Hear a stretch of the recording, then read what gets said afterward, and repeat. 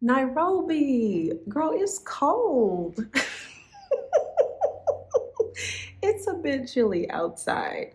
So I've been here for about a week and I did do my research on the weather. So I knew that these temps would be the temps that I would be dealing with. I think because I spent 2 months in Ghana before coming here, and Ghana is always warm and hot and sunny and humid, my body is enduring a little bit of shock because the temperatures are much lower than they were in Ghana.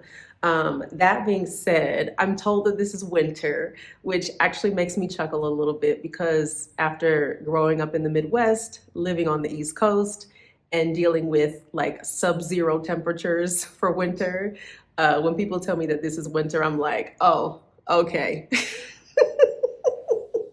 But I understand it's winter for this part of the world. I get it. But yeah, I have been a little bit chilly. And also my allergies, man. My allergies have been really kicking up. And I know the rainy season just ended and it's very green and lush, which I love. But I think that because the rainy season just ended and because it's very green and lush, my allergies are reacting to all of the natural, green things happening in the air, pollen or what have you. So yeah, those are two things that my body is adjusting to, but I am having a good time. And I do want to share some of the things that I notice that I really love about Nairobi so far. And so I know I already mentioned this in a previous video, but man, the walkability, that is top notch, top tier. I'm a person who loves to walk. I love to be able to leave my house and just be on foot for as long as possible. I don't want to have to get into a car if I don't have to. If I don't have to, I don't want to have to. And so, and again, I mentioned this in a previous video. That's one of the things that I did enjoy about living in New York. And whenever I'm in New York, I love the walkability. And that is a challenge of living in LA because LA is not walkable at all.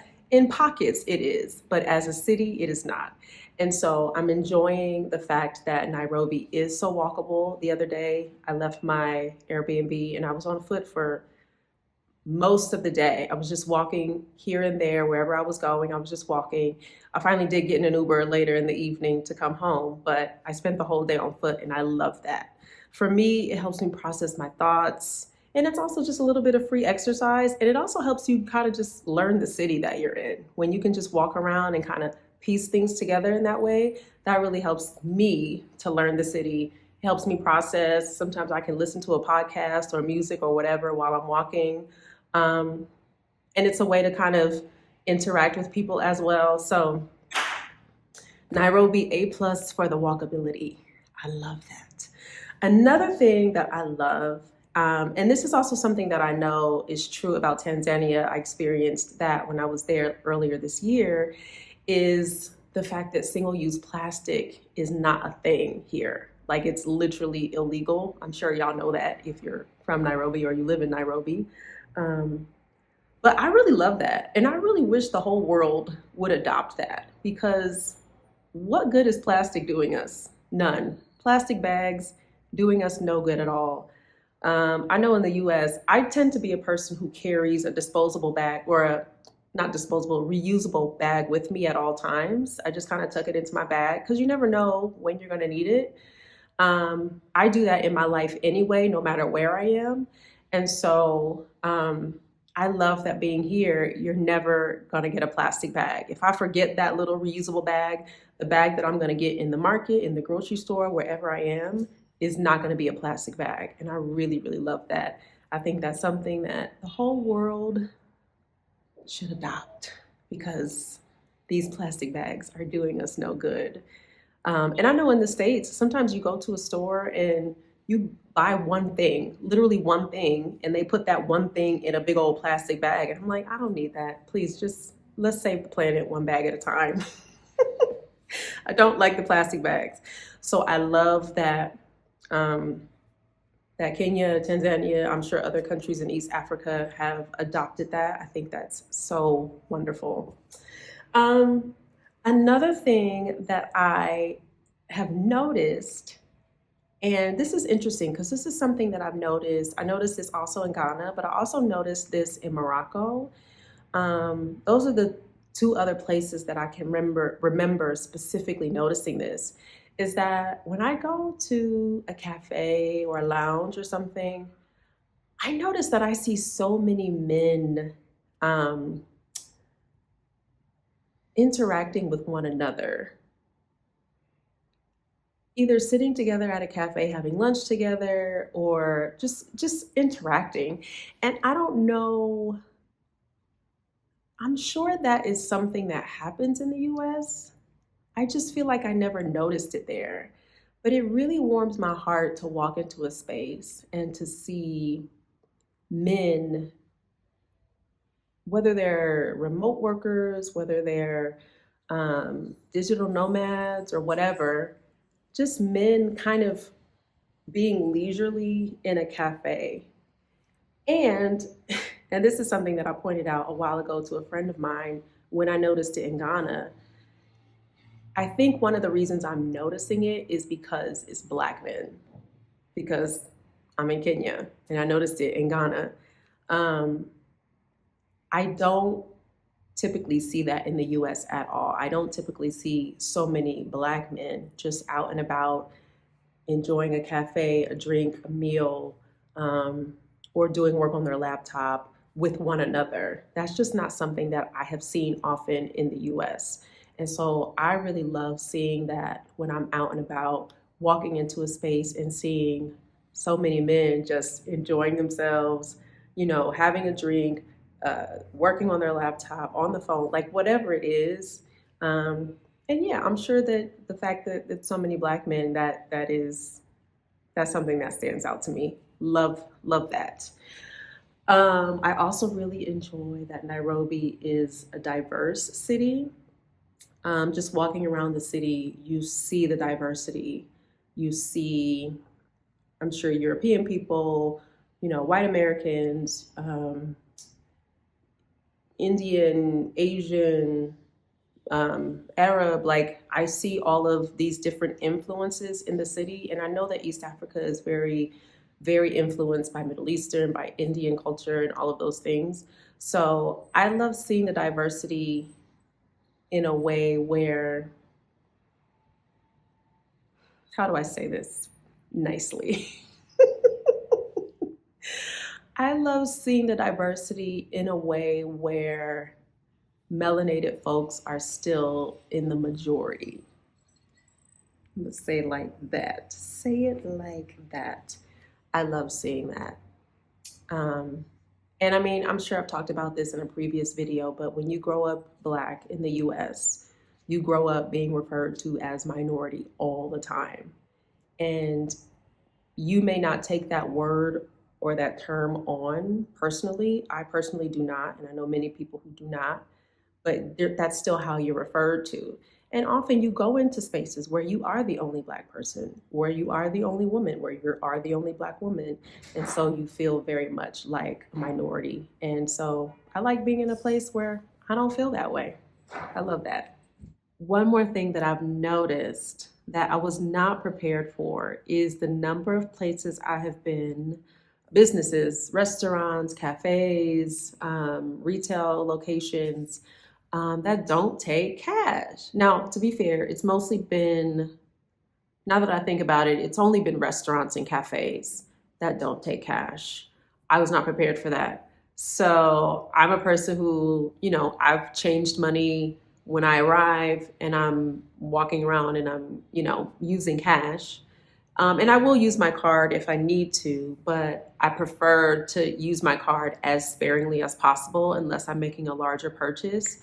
So going places and they're like, no, we don't take cash, only card and M-Pesa. And I'm like, okay, now I am aware, and it's happened enough to where now I'm prepared for it.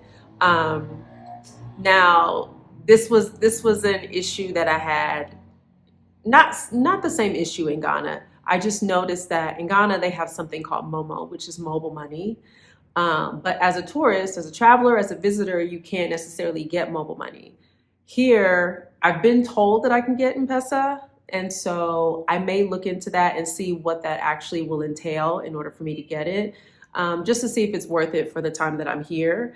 But I think that is something that travelers need to know, that if you're coming in from outside and you're going to spend any amount of time here, might be a good idea to go ahead and get M-Pesa if you can.